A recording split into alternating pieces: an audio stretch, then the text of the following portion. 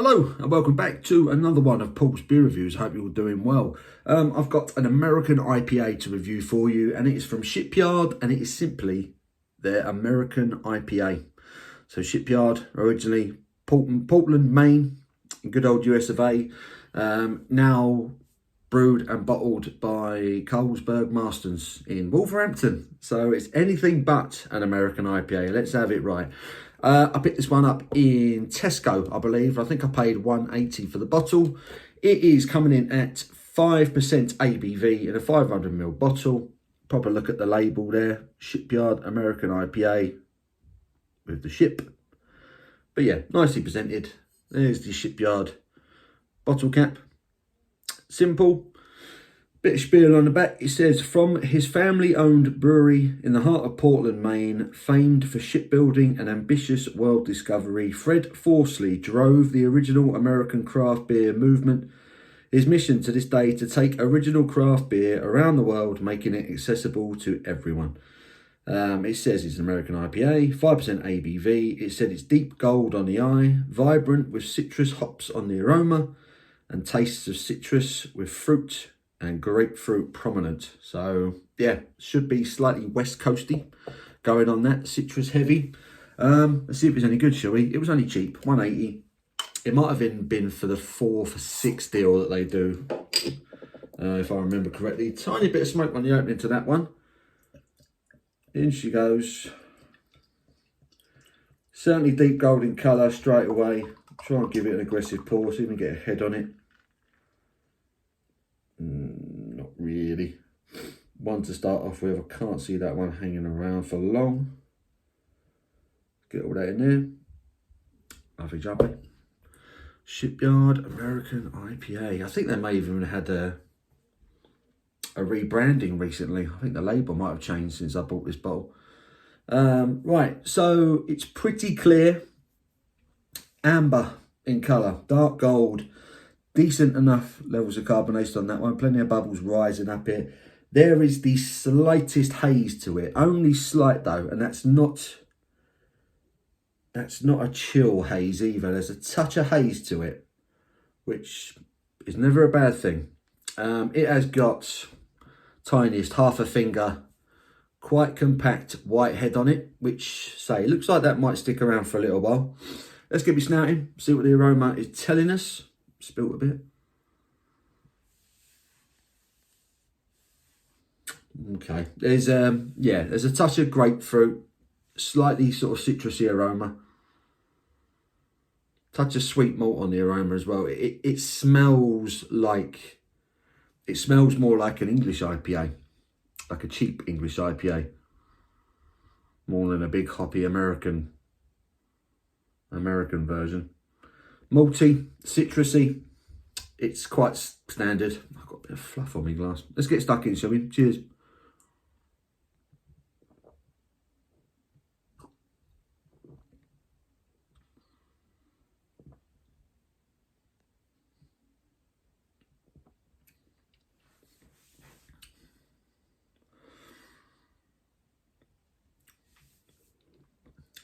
I had a beer the other day that was very similar to this.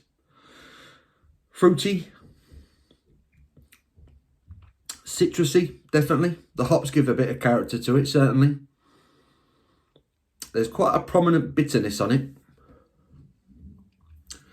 It was an Aldi IPA. I reviewed an Aldi IPA. I think they called it Dorset IPA. And that was a British IPA brewed in the American style. This is what this is. It's not an American IPA. It's brewed to reminisce, or replicate, should I say. I don't know what reminisce is all about. To replicate an American style IPA.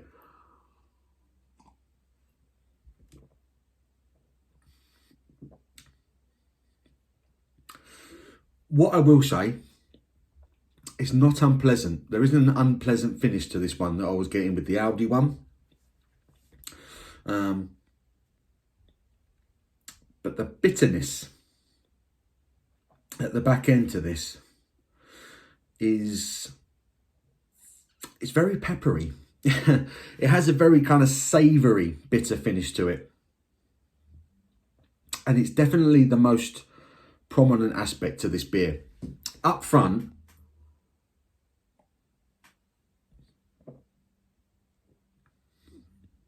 It's quite light, borderline thin.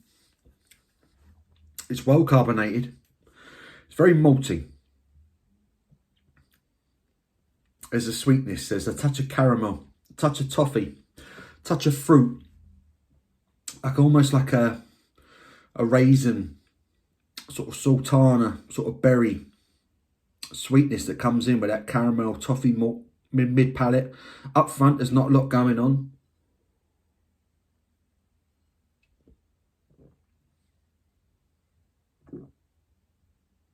Touch of grapefruit, touch of sweetness. It's almost like a very, very subtle fruitcake thing going on, which you shouldn't really be getting in an American IPA. And then in comes the bitterness, touch of grapefruit. It's certainly citrus hopped, but it's not very balanced. It's not a very balanced beer. It tastes like they've either used like a cheap variety of hop maybe, or hop extract. There's the ingredients. Oh, it says nothing. Contains barley, wheat. Is there any more ingredients anywhere? No. Doesn't say anything more than that, other than it's got barley and wheat in it. I would hazard a guess that this has got either cheap hops or hop extract, kind of the I mean, most breweries, when they write hop extract on the bottle, on the can, that's usually kind of like the end of the crop that not the other breweries didn't want to buy. Not always a bad thing, you know. Most of the time they're done on aesthetic. You know, if a hop looks healthy, breweries will want to buy that for their beer. Hop extract are often the ones that are left behind. They use to flavour the beer. I get the feeling this has been hopped lightly with perhaps not the best quality. It's not as metallic or artificial as the end of the Aldi one was, but it's heading in that direction.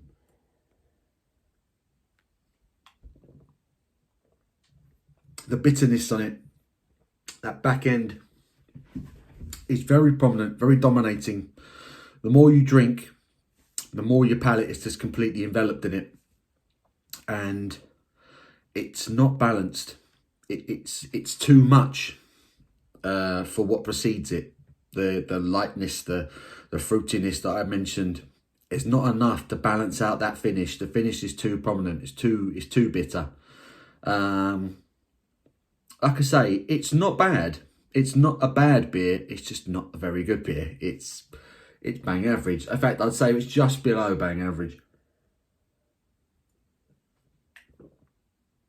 However, it's refreshing. It's very crisp. It quenches a thirst. It just needs to be a bit more balanced. Needs to be more stages to it. It's apart from that bitterness at the end, that slightly sort of spicy, peppery finish. Everything else that comes before it, it's very quick. It's gone. Before you know it, it's over. It's all right. I wouldn't buy it again, that's for sure. I might drink it again if there's very little one else somewhere else. You know, if it's on keg somewhere, I might have a go. But yeah, it's not great. Shipyard American IPA, available in Tesco, brewed at Colesberg Marston's in Wolverhampton. So there you go. I'm going to give that a 4 out of 10 for what it's worth. Hope you've enjoyed the review. Give it a thumbs up if you have. Until my next one, you take care.